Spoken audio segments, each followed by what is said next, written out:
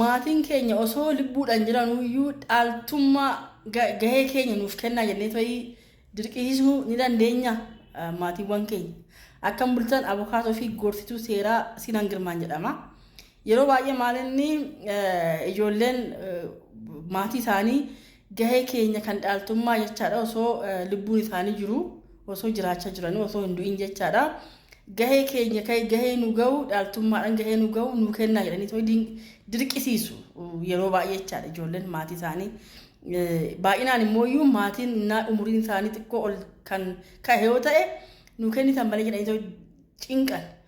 Kun sirriidha moo sirrii miti seera qabeessa moo seera qabeessa miti?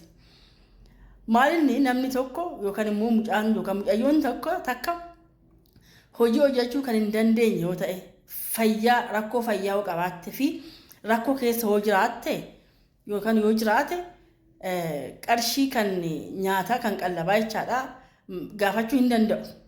Maaliif gargaaramuu waan qabaniif jechaadha. Kan gargaaru immoo yoo rakkoo san keessa jirre fira keenya kan dhiyoo waan ta'eef maatii fi daa'imni immoo ijoolleen immoo fira dhiyoodha kan waan ta'aniif isaan gaafachuu hin danda'ama.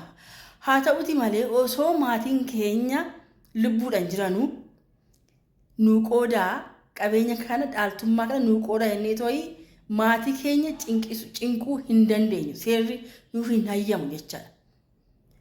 Dhaaltummaan waa'ee dhaaltummaa kan haasawuun eegalamu maatiin keenya erga lubbuudhaan addunyaa kanarraa addaan ba'anii booda malee osoo lubbuudhaan addunyaa kanarra jiranuu dhaaltummaadhaan gaheen naga'u naaf haa kennamu jedhanii to'ii maatii cinqisiisuudhaaf seerri nuuf hayyamu hin jiru. Isaanis immoo maatiinis immoo seerri isaan dirqisiisu hin jiru akka gahee keenya nuuf kennan jechaadha. Kanaafiyyuu kennaadhaan waliigaltee kennaadhaan kennamuu ni danda'ama.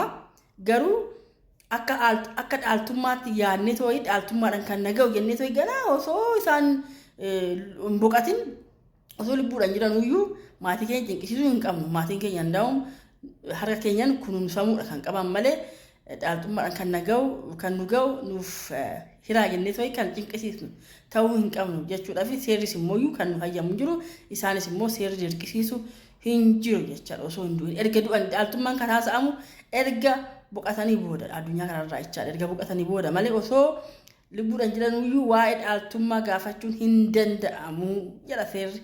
Galatooma nagaan oola.